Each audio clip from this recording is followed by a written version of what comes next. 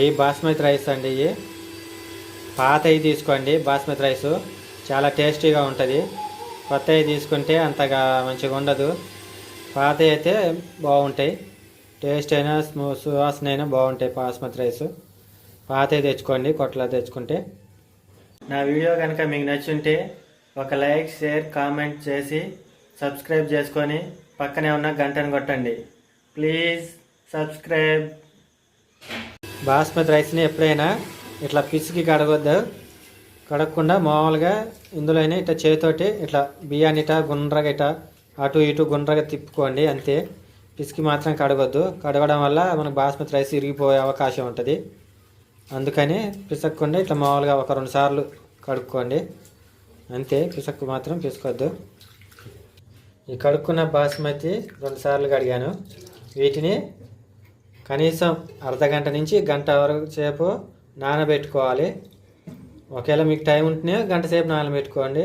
ఒకవేళ టైం లేకుంటే అరగంట నానబెట్టినా పర్లేదు. ఈ కేజీ చికెన్. ఇప్పుడు చికెన్ మనం మ్యారినేట్ చేద్దాం.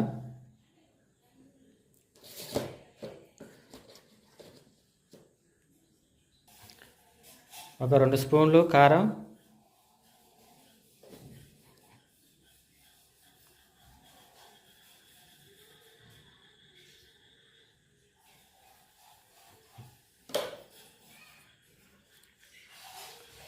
కొంచెం పుదీనా,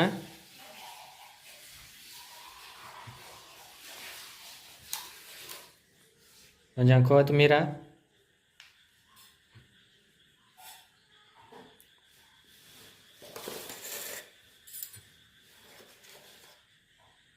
ఒక 1/2 స్పూను సాల్ట్, ఉప్పు,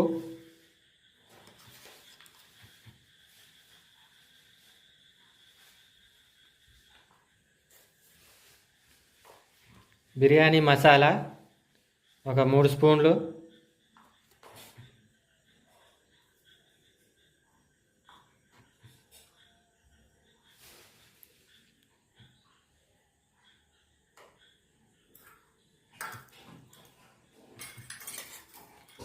ధనియాల పొడి 1 స్పూను,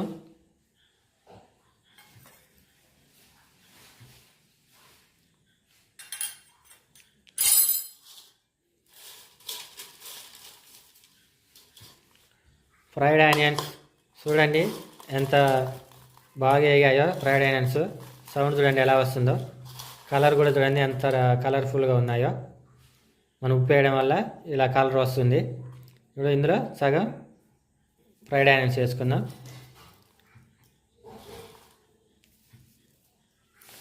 ఇందులో మనం ఆనియన్స్, ఉల్లిగడ్డ వేయించుకున్న ఆయిల్ పోసుకుందాం.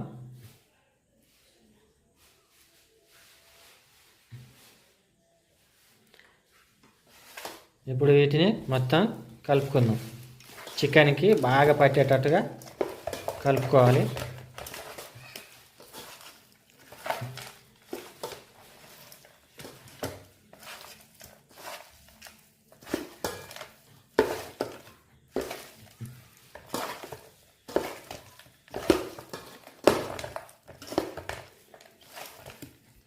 ఇప్పుడు మనం వీటిని ఒక అరగంట సేపు కలిపి ఇలా పెట్టుకుందాం.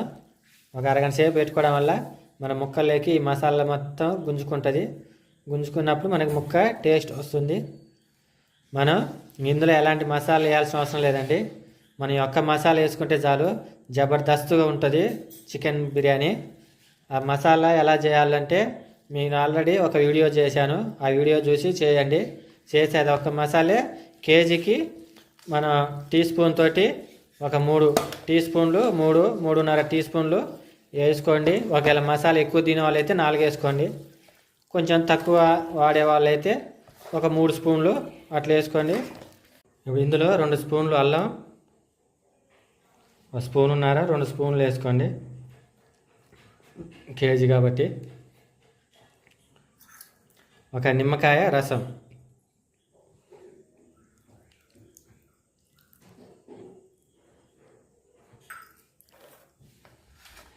వేసి బాగా కలుపుకోండి. ముక్కలకి బాగా పట్టేటట్టుగా ముక్కల్ని బాగా ముక్కలు పిసికి ముక్కలకి బాగా గ్రేవీ మొత్తం మసాలా దినుసులు మొత్తం ముక్కలకి పట్టేటట్టుగా కలుపుకోవాలి. ఇలా కలుపుకోవడం వల్ల మనకి మసాలా బాగా ముక్కలకు పడుతుంది. ఇప్పుడు కలుపుకున్న ఈ మసాలా మొత్తం ముక్కల్ని కనీసం మనం ఒక అరగంట నుంచి ఒక గంట సేపు ఇలా ఉంచుకోవడం వల్ల మసాలా మొత్తం ముక్కలు బాగా తీసుకుంటాయి. మారినేట్ చేసి గంట సేపు ఉంచిన తర్వాత ఇప్పుడు పెరుగు కలుపుకుందాం. ముందే పెరుగు కలిపితే మసాలాలు అన్నీ ముక్కలు పట్టకుండా పెరిగే గుంజేస్తుంది. అందుకని ముందు పెరుగు కలపకుండా మసాలాలు కలిపాను. ఇప్పుడు ఒక అరగంట సేపు ఉంచుకున్న తర్వాత పెరుగు కలుపుదాం. చికెన్కి పట్టించేద్దాం. కేజీ చికెన్కి కనీసం మనం ఒక 250-200 ml పెరుగు సరిపోతుంది.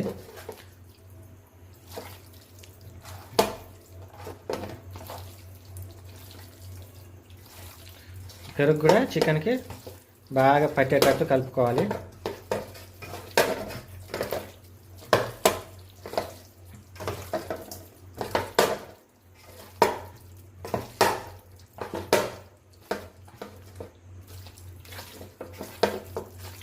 ఇలా చికెన్ని కలుపుతుంటేనే స్మెల్ మాత్రం గుమాలిస్తుందండి.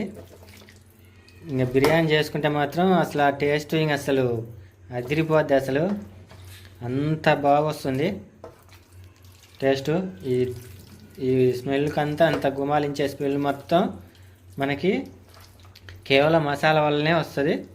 అంత మంచి మసాలా అండి అది. ఆ మసాలా వేసుకుంటే చాలు. మనకి ఇందులో ఎలాంటి దినుసులు కానీ ఎలాంటి మసాలాలు కానీ గరం మసాలాలు కానీ చికెన్ బిర్యానీ ఎలాంటివి కూడా అవసరం లేదు. ఒక్క మసాలా వేసుకోండి. టేస్ట్ మాత్రం ఖతర్నాక్గా ఉంటుంది. సూపర్గా ఉంటుంది టేస్ట్. అసలు కలుపుతుంటేనే వాసన మాత్రం జబర్దస్త్గా వస్తుంది. నేను కలుపుతుంటే వాసన మీకు కూడా వస్తూనే ఉండాలి. చేసి చూడండి, ఆ వాసన ఏంటో మీరు కూడా అనుభవిస్తారు. ఇందులో పెరుగు కలిపాక ఒక 2 స్పూన్ల మందం కస్తూరి మేతి,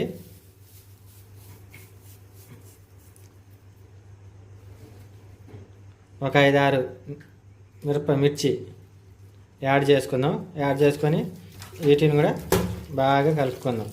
కస్తూరి మేతి, మిర్చి, మసాలా అన్నీ బాగా ఇప్పుడు పట్టేస్తాయి. కస్తూరి మేతి వేయడం వల్ల చికెన్కి మంచి స్మెల్ వస్తుంది. ఇంకా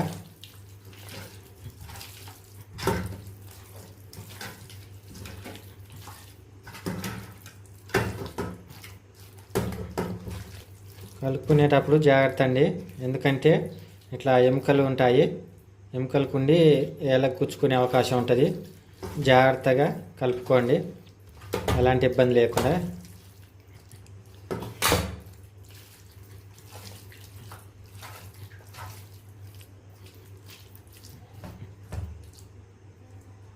కారం ఇందులో మీకు ఎంత కావాలంటే అంత వేసుకోవచ్చు. రైస్ వేసుకుందామండి. ఇప్పుడు మనకి ఎసరు కాగాక ఇందులోని 4 యాలక్కాయలు, 4 లవంగాలు, ఒక దాల్చిన చెక్క చిన్న ముక్క, ఒక స్టార్ పువ్వు సగం, సహజీరా కొంచెం ఒక 1/2 స్పూను,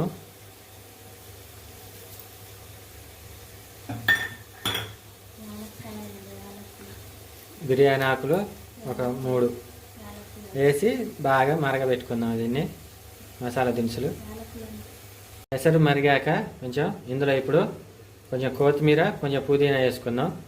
వేసుకోవడం వల్ల రైస్కి మంచి ఫ్లేవర్ వస్తుంది. ఇప్పుడు ఇంకా బాగా మరగనివ్వాలి రైస్ ఎసర్ని. ఇప్పుడు చికెన్లోకి మనం మరుగుతున్న మసాలా వాటర్ని యాడ్ చేసుకుందాం. ఇలా యాడ్ చేసుకోవడం వల్ల మన బిర్యానీలో గడ్డలుగా మనకి చికెన్ రాదు, మంచిగా గ్రేవీతోటే మనకి వస్తుంది.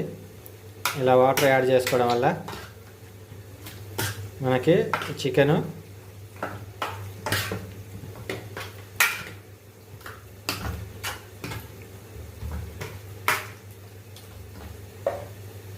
ఇలా ఉండి మనకి మసాలా ఇంకొంచెం యాడ్ చేసుకుందాం. మసాలా వాటర్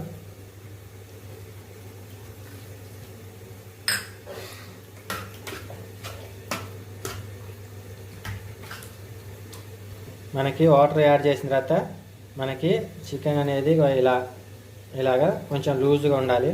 ఉండడం వల్ల మనం బిర్యానీ చేసుకున్నా కూడా మొత్తం గడ్డలు రాకుండా మంచి పర్ఫెక్ట్గా వస్తుంది.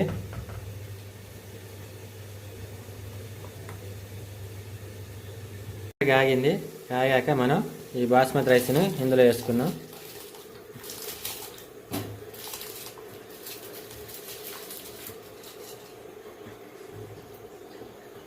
రైస్ మొత్తం ఇందులో వేసాక ఒకసారి కలుపుకోండి. మనకి ఎప్పుడైనా బిర్యానీకి రైసు వాటరు 1 గ్లాసు బియ్యానికి కనీసం 6 గ్లాసులు వాటర్ ఉండాలి. ఇందులో బియ్యం వేసుకున్నాక కలుపుకొని ఇప్పుడు మనం కొంచెం కల్లుప్పు వేసుకుందాం. కల్లుప్పు ఎలా ఉండాలంటే ఈ వాటర్ కొంచెం ఉప్పుగా ఉండాలండి చూసుకుంటే. రైస్ని ఇప్పుడు మనం ముందుగా ఒక 50% ఉడకనిద్దాం. తడవి కలపొద్దండి, బాస్మతి రైస్ ఇరిగిపోతుంది.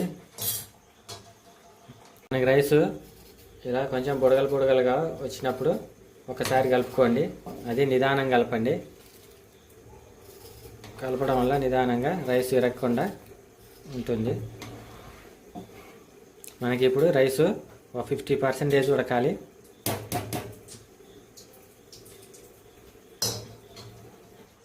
ఇప్పుడు మనకి ఇది 50% ఉడికిందండి. ఉడికినప్పుడు ఫస్ట్ లేయర్ కింద 50% రైస్ని తీసుకొని మనం చికెన్ మీద ఇట్లా చల్లుకుందాం. మొత్తం విడివిడిగా ఒక్కనే కాకుండా.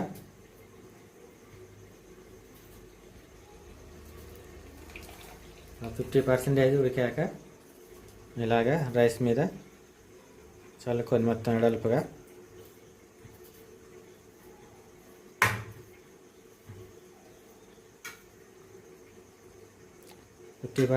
అప్పుడు ఒక 25% రైస్ తీసుకొని అందులో వేసుకోండి. మిగతా తర్వాత మళ్ళీ ఒక 60%కి మళ్ళీ ఒక 60% ఉడకనివ్వాలి. రైస్ వేసుకొని మొత్తం ఇలా సమానంగా చదురుకోవాలి చికెన్ పైన.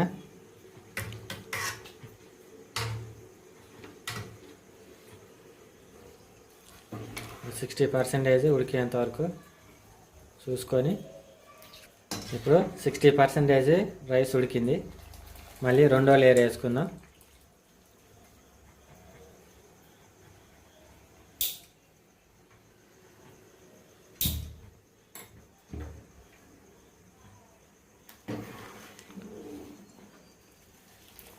రెండో లేయర్కి 75% రైస్ని తీసుకుందాం. 50%.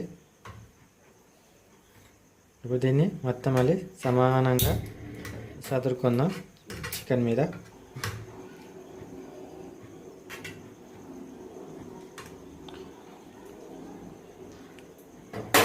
ఇప్పుడు మనం వేయించుకున్న ఫ్రైడ్ ఆనియన్స్ దీని మీద చల్లుకుందాం.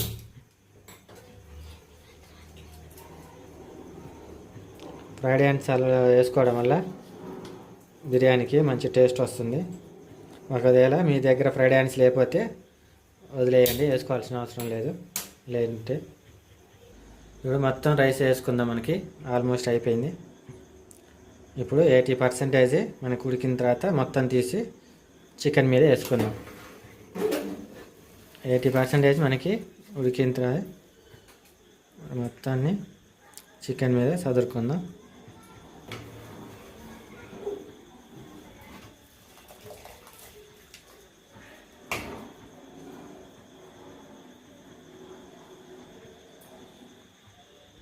మొత్తం రైస్ వేసుకున్నాక దీనిపైన రైస్ పైన కొంచెం కొత్తిమీర,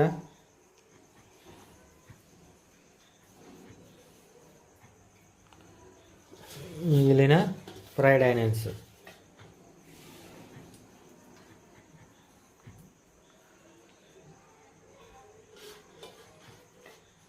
వేసుకొని మూత పెట్టుకుందాం. మీకు ఒకవేళ మూత కరెక్ట్గా సరిపోయేది ఉంటే మూత పెట్టుకోండి. ఒకవేళ సరిపోకుండా అటు ఇటు ఎగుడు దిగుడుగా మూత కూర్చోకుంటే చుట్టూ కొంచెం ఏదైనా సరే క్లాత్ తడిసిన క్లాత్ కానీ మైదా పిండితోటన్నా గోధుమ పిండితోటన్నా గుండ్రా చేసి చుట్టూ పెట్టి మూత పెట్టుకోండి. పెట్టుకొని ఇప్పుడు మనం దీన్ని దమ్ము చేసుకుందాం. ఇప్పుడు మనం స్టవ్ మీద పెట్టుకొని హై మంట మీదనే కనీసం 10 నిమిషాలు ఉంచాలి. 10 నిమిషాల వరకు హై మంట మీద ఉంచాలి. తర్వాత స్లిమ్లో ఒక 15-20 మినిట్స్ ఉంచితే చాలు. దీనిపైన ఏమైనా బరువు పెట్టుకోవడం వల్ల మనకి స్టీమ్ అనేది మంచిగా ఉంటుంది. మన బిర్యానీ రెడీ అయిందండి. ఎలా ఉందో చూద్దాం. వీటిపైన వేసిన రెడ్ ఎల్లో కలర్స్ కాదండి, అవి ఎల్లో ఏమో ఆయిల్ కాగబెట్టి పసుపు వేసాను, రెడ్ ఏమో ఆయిల్ కాగబెట్టి అందులో కొంచెం కారం వేసాను. వాటి వల్ల రెడ్ ఎల్లో వచ్చాయి. కలర్స్ వేసుకోవడం వల్ల క్యాన్సర్ వచ్చే అవకాశం ఉంది. అందుకని నేను అవి వేయకుండా ఈ టిప్స్ వాడాను రెడ్కి ఎల్లోకి. చూడండి ఎంత బాగున్నాయో. పసుపు అండ్ కారం ఆయిల్ వేడి చేస్తడం వల్ల బిర్యానీలో ఎంత చక్కగా ఎంత బాగుందో. అన్నం చూడండి మంచిగా లేచి నిలబడింది బిర్యానీ. ఇప్పుడు చూద్దాం. చూడండి బిర్యానీ ఎంత పొల్లుగా వచ్చిందో. పర్ఫెక్ట్గా అయింది. టేస్ట్ మాత్రం అదిరిపోద్ది. ఇదే ప్రాసెస్ తోటి మీరు కూడా చేసుకోండి. సూపర్గా ఉంటుంది బిర్యానీ. ఎంత చక్కగా వచ్చిందో రైస్ కూడా. ఇది కలర్స్ కాదండి, మళ్ళీ కలర్స్ అనుకునే వాళ్ళు కలర్ వేయడం వల్ల క్యాన్సర్ వచ్చే అవకాశం ఉంది కాబట్టి నేను ఆ టిప్ వాడాను. చాలా బాగుంటుంది ఇట్లా. చూడండి బిర్యానీ ముక్క కూడా చూడండి ఎంత సాఫ్ట్గా వచ్చిందో. ముక్క పీసెస్, లెగ్ పీసెస్ అన్నీ పర్ఫెక్ట్గా ఉడికాయి మన బిర్యానీ. ఇది టేస్ట్ మాత్రం అదిరిపోద్ది. ఒక్కసారి మీరు కూడా నేను చెప్పిన ప్రాసెస్ తోటి చేసి చూడండి ఎలా ఉంటుందో. మళ్ళీ చేసుకోవాలనిపిస్తుంది ఈ బిర్యానీ. మన బిర్యానీ రెడీ అయిందండి. ఎలా ఉందో చూద్దాం. వీటిపైన వేసిన రెడ్ ఎల్లో కలర్స్ కాదండి, అవి ఎల్లో ఏమో ఆయిల్ కాగబెట్టి పసుపు వేసాను, రెడ్ ఏమో ఆయిల్ కాగబెట్టి అందులో కొంచెం కారం వేసాను. వాటి వల్ల రెడ్ ఎల్లో వచ్చాయి. కలర్స్ వేసుకోవడం వల్ల క్యాన్సర్ వచ్చే అవకాశం ఉంది. అందుకని నేను అవి వేయకుండా ఈ టిప్స్ వాడాను రెడ్కి ఎల్లోకి. చూడండి ఎంత బాగున్నాయో. పసుపు అండ్ కారం ఆయిల్ వేడి చేస్తడం వల్ల బిర్యానీలో ఎంత చక్కగా ఎంత బాగుందో. అన్నం చూడండి మంచిగా లేచి నిలబడింది బిర్యానీ. ఇప్పుడు చూద్దాం. చూడండి బిర్యానీ ఎంత పొల్లుగా వచ్చిందో. పర్ఫెక్ట్గా అయింది. టేస్ట్ మాత్రం అదిరిపోద్ది. ఇదే ప్రాసెస్ తోటి మీరు కూడా చేసుకోండి. సూపర్గా ఉంటుంది బిర్యానీ. నేను చెప్పిన విధంగా మీరు చేసుకోండి. చాలా టేస్టీగా ఉంటుంది, సూపర్గా ఉంటుంది బిర్యానీ. ఒక్కసారి చేసుకున్నారంటే మళ్ళీ మీరు చేసుకోవాలనిపిస్తుంది. అట్లా ఉంటుంది. చూడండి. నా వీడియో కనుక మీకు నచ్చుంటే షేర్, లైక్, కామెంట్ చేసి సబ్స్క్రైబ్ చేసుకొని పక్కనే ఉన్న గంటని కొట్టండి.